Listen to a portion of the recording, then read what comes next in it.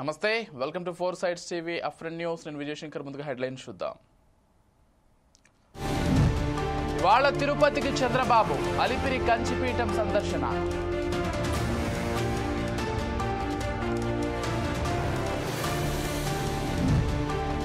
IIT Hyderabad లో స్నాతకోత్సవం కేంద్ర మంత్రి అశ్విని వైష్ణవ్ హాజరు.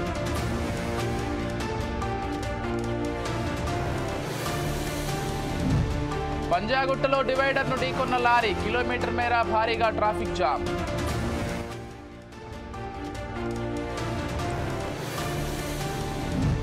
బంగాళాఖాతంలో అల్పపీడనం, మరో 3 రోజుల పాటు వర్షాలు.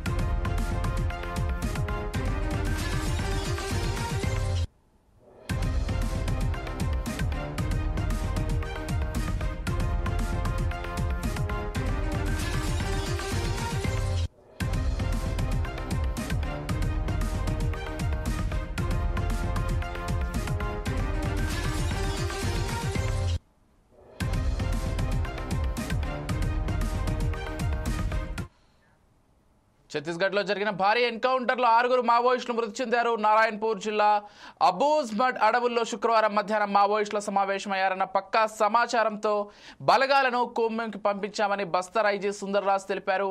ఈ క్రమంలో భద్రతా బలగాలకు మావోయిస్టులు కనిపించడంతో ఇరు వర్గాల మధ్య కాల్పులు చోటు చేసుకున్నాయి. దీంతో 6 మావోయిస్టులు మృతి చెందారు. మరికొంతమంది అడవిలోకి పారిపోయారు. ఘటనా స్థలం నుంచి AK-47 LLR ఆయుధాలతో పాటు పేలుడు పదార్థాలను స్వాధీనం చేసుకున్నారు. మావోయిస్టుల సమావేశ ప్రాంతంలో నిత్యావసర సరుకులు, మందులు కూడా దొరికాయి. డెడ్ బాడీలతో పాటు స్వాధీనం చేసుకున్న వస్తువులను నారాయణపూర్కు తరలిస్తున్నారు. మావోయిస్టులు ఎన్కౌంటర్ అటాక్ జరిపే అవకాశం ఉండడంతో అదనపు బలగాలను బ్యాకప్ టీంలుగా పంపినట్లు ఐజీ వెల్లడించారు.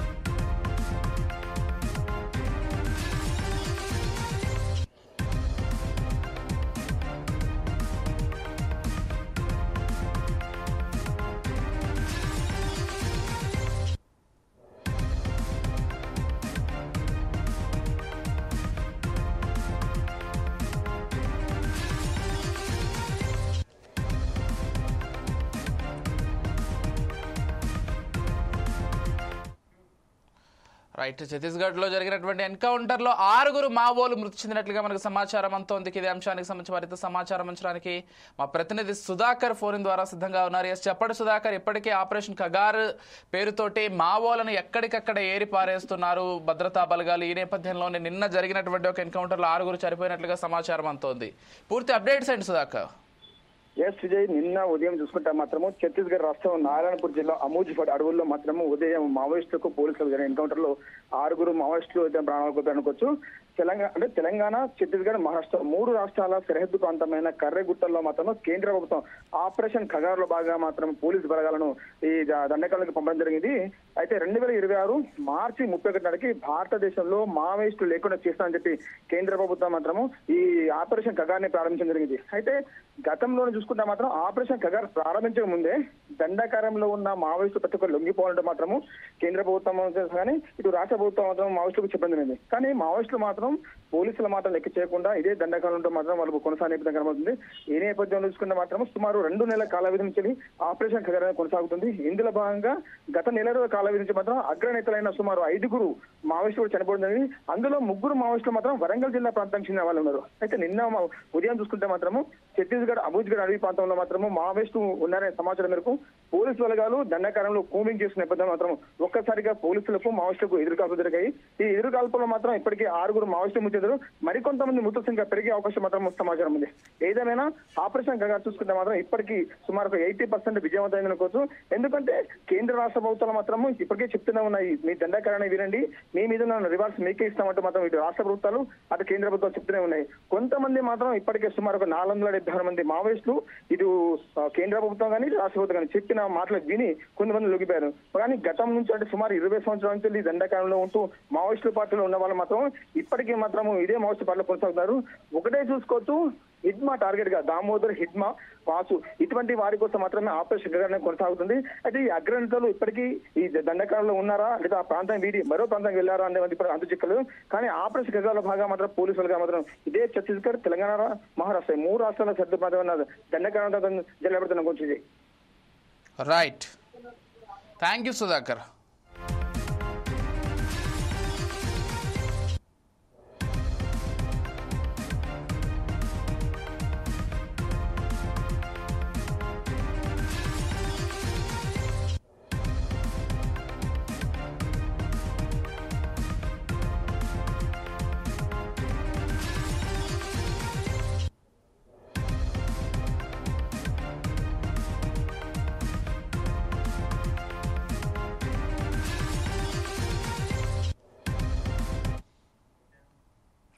తెలుగు రాష్ట్రాల్లో వచ్చే 3 రోజులు భారీ వర్షాలు కురవనున్నాయి. బంగాళాఖాతంలో అల్పపీడనం, ఉపరితల ఆవర్తనం, ద్రోణి కొనసాగుతోంది. వీటి ప్రభావంతో ఏపీ, తెలంగాణలో ఈదురుగాలులతో కూడిన వర్షాలు కురుస్తాయని వాతావరణ శాఖ పేర్కొంది.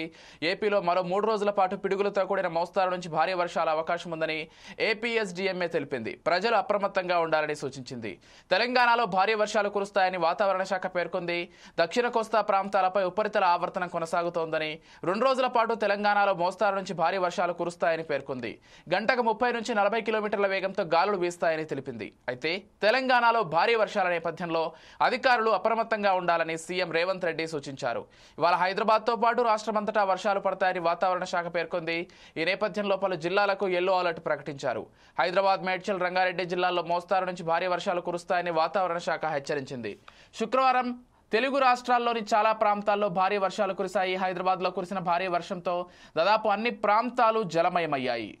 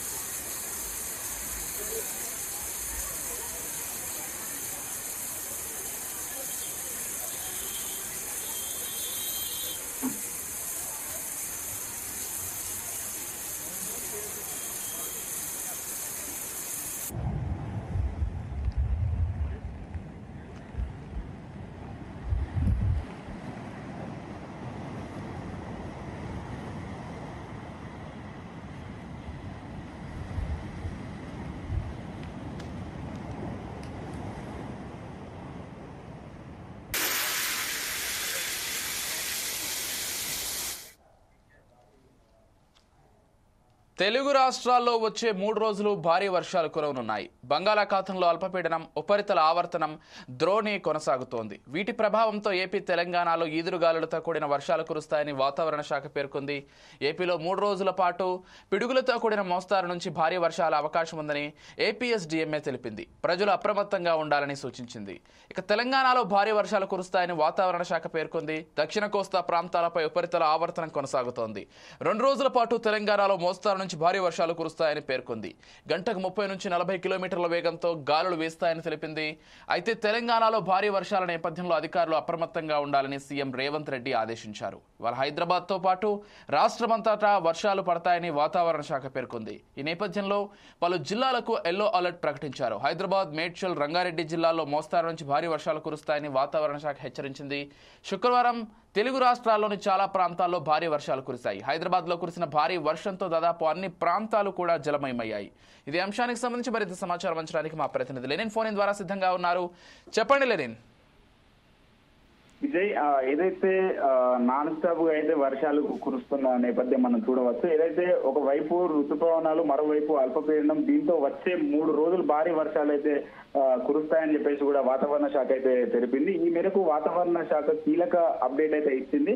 నేడు బంగాళాఖాతంలో అల్పపీడనం ఏర్పడినట్లు వాతావరణ శాఖ అయితే పేర్కొంది. అయితే బంగాళాఖాతంలో అల్పపీడనము, ఉపరితల ఆవర్తనము, ద్రోణి కూడా కొనసాగుతుంది. వీటి ప్రభావంతో తెలుగు రాష్ట్రాల్లో ఆంధ్రప్రదేశ్, తెలంగాణలో వచ్చే 3 రోజులు ఈదురుగాలులతో పాటు భారీ వర్షాలు కురుస్తాయని చెప్పేసి కూడా వాతావరణ శాఖ అయితే పేర్కొంటుంది. అయితే ఆంధ్రప్రదేశ్ రాష్ట్రంలో మరో 3 రోజుల పాటు పిడుగులతో కూడిన మోస్తారు నుంచి భారీ వర్షాలు కురిసే అవకాశం ఉందని చెప్పేసి కూడా ఏదైతే వాతావరణ శాఖ అయితే తెలపడం జరిగింది. అలానే ప్రజలు అప్రమత్తంగా ఉండాలని చెప్పేసి కూడా సూచించారు. శుక్రవారము శ్రీకాకుళం, విజయనగరం, మన్యం, ఎన్టీఆర్, గుంటూరు, బాపట్ల, పల్నాడు, ప్రకాశం, నెల్లూరు, కర్నూలు, నంద్యాల, అనంతపురము, శ్రీ సత్యసాయి, వైఎస్ఆర్, అన్నమయ్య, చిత్తూరు జిల్లాలలో మోస్తారు నుంచి భారీ వర్షాలు కురిసే అవకాశం ఉందని చెప్పేసి కూడా చెప్పడం జరిగింది. అలానే విశాఖ, అనకాపల్లి, కాకినాడ, ఏలూరు, కృష్ణా జిల్లాల్లో కొన్ని చోట్ల పిడుగులతో కూడిన తేలికపాటి నుండి మోస్తారు వర్షాలు కురిసే అవకాశం ఉందని చెప్పేసి కూడా చెప్పడం జరుగుతుంది. మరోవైపు మనం చూసుకున్నట్లయితే ఏదైతే తెలంగాణలో భారీ వర్షాలు కురుస్తాయని చెప్పేసి కూడా వాతావరణ శాఖ తెలపడం జరిగింది. మనం చూస్తూనే ఉన్నాం. నిన్న భారీగా అంటే అతి భారీగా వర్షం అయితే కురవడం జరిగింది. కొన్ని ప్రాంతాలు అయితే మొత్తం నీట మురిగినటువంటి సన్నివేశాలు కూడా మనం చూడవచ్చు. అయితే ఏదైతే దక్షిణ కోస్తా ప్రాంతాల్లో ఉపరితల ఆవర్తనం అయితే కొనసాగుతుంది. 2 రోజుల పాటు తెలంగాణలో మోస్తారు నుంచి భారీ వర్షాలు కురుస్తాయని చెప్పేసి కూడా వాతావరణ శాఖ అయితే తెలుపుతుంది. అయితే గంటకు 30 నుంచి 40 కిలోమీటర్ల వేగంతో గాలులు వీస్తాయని చెప్పేసి కూడా తెలపడం జరుగుతుంది. అయితే తెలంగాణలో భారీ వర్షాల నేపథ్యంలో అధికారులు అప్రమత్తంగా ఉండాలని చెప్పేసి కూడా సీఎం రేవంత్ రెడ్డి అయితే ఆదేశించారు. అయితే ఇవాళ హైదరాబాద్ తో పాటు అంతటా వర్షాలు పడతాయని చెప్పేసి కూడా వాతావరణ శాఖ అయితే పేర్కొంది.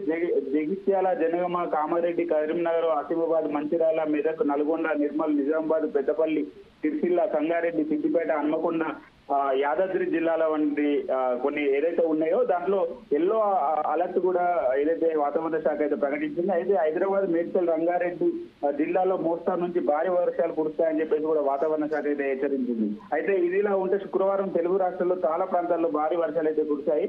అయితే హైదరాబాద్ లో కురిసిన భారీ వర్షంలో దాదాపు అన్ని ప్రాంతాలు అయితే జలమయ్యాయి. అయితే ఇదే ఏదైతే కొంత హైదరాబాద్ సంబంధించిన అధికారులైనా ఏదైతే జిహెచ్ఎంసీ సంబంధించిన అధికారులు కూడా దాదాపు కొంతమందిని ఏదైతే సురక్షిత ప్రాంతాలకు తరలించడంలో కూడా మనం చూసుకోవచ్చు. అయితే అట్లాంటి కొంత ప్రజలు ఏదైతే ఉన్నారో వర్షం పడుతున్నటువంటి నేపథ్యంలో తగు జాగ్రత్తలు తీసుకోవాలని చెప్పేసి కూడా అధికారులు అయితే ఇప్పటికే సూచిస్తున్నారు. Vijay, thank you Lenin.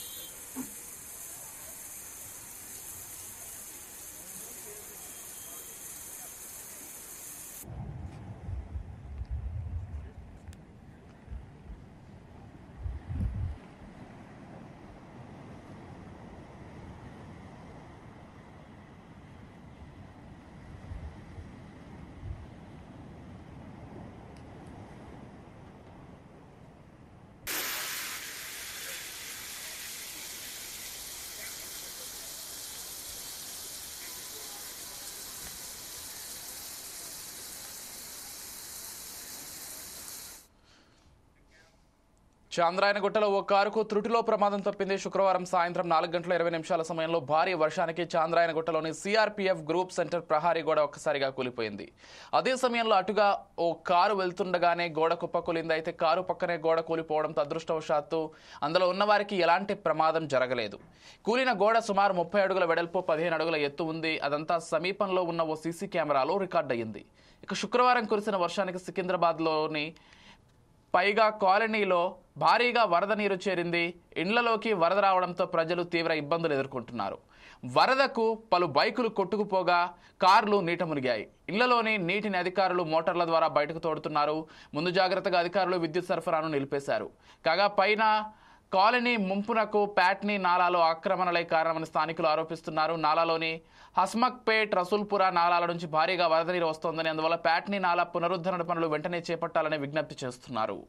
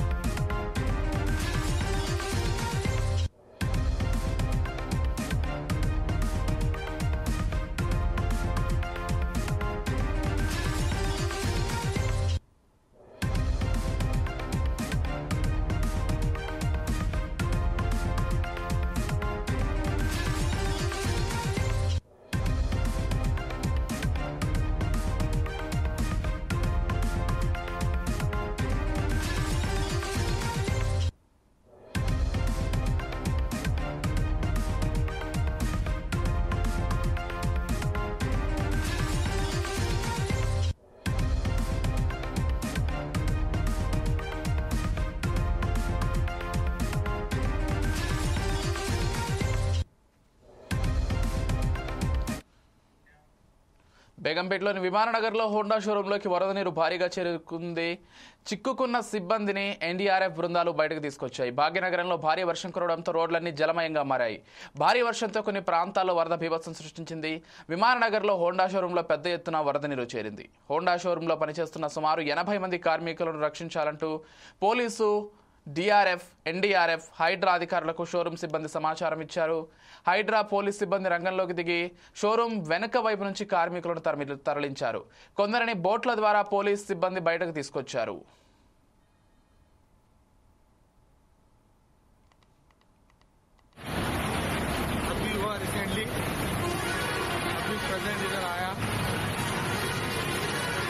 खत्म होने के बाद में गाड़ी निकाल. ओके साहब, थैंक यू.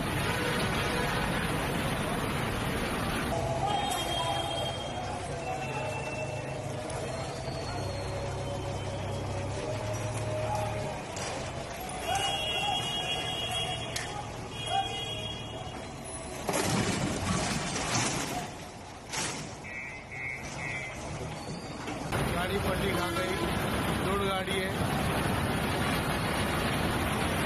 अभी हुआ रिसेंटली, अभी प्रेजेंट इधर आया. लोड खत्म होने के बाद में गाड़ी निकाल. ओके साहब, थैंक यू.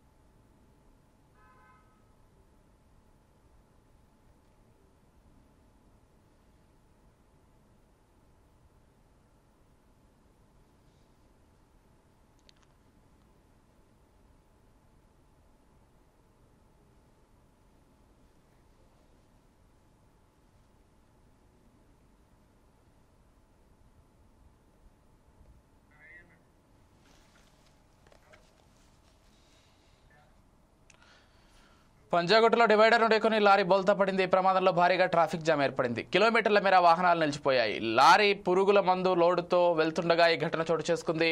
డ్రైవర్, క్లీనర్ గాయాలతో బయటపడ్డారు. వాహనాన్ని క్రేన్ సహాయంతో పోలీసులు పక్కకు తొలగించారు. రోడ్డుపై గంటల కొద్దీ వాహనాలు నిలిచిపోయాయి. అనంతరం ట్రాఫిక్ ను క్లియర్ చేశారు.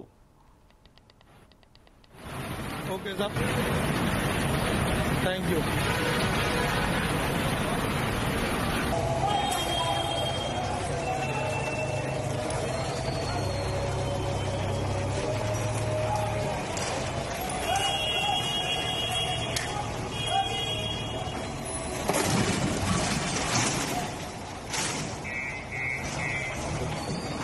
गाड़ी पलटी खा गई, लोड गाड़ी है, अभी हुआ रिसेंटली, अभी प्रेजेंट इधर आया, लोड खत्म होने के बाद में गाड़ी निकाल.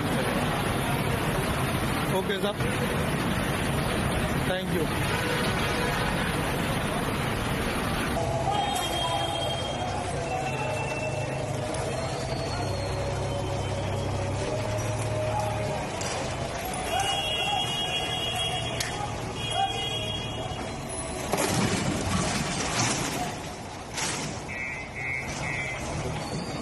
गाड़ी पलटी खा गई, लोड गाड़ी है, अभी हुआ रिसेंटली, अभी प्रेजेंट इधर आया, लोड खत्म होने के बाद में गाड़ी निकाल. Okay sir, thank you.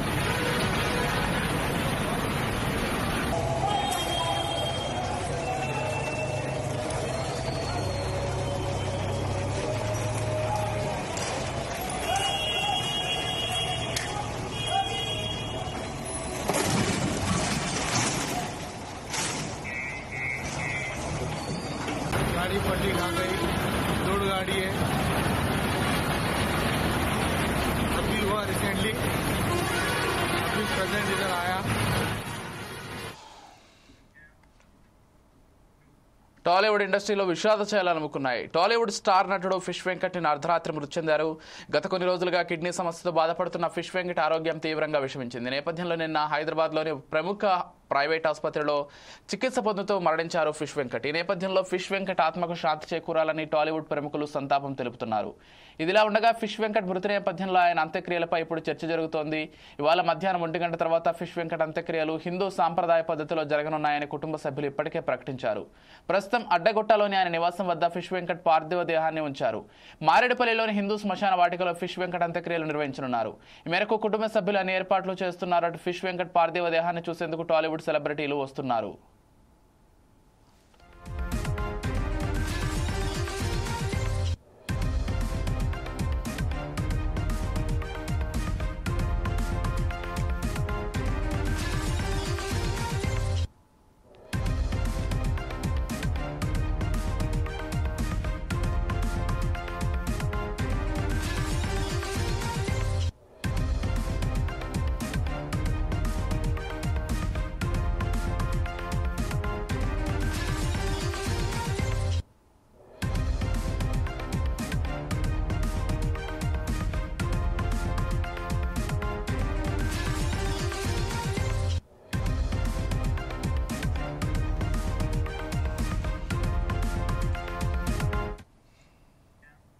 ఇవి bulletin updates. Keep watching 4 Sides TV.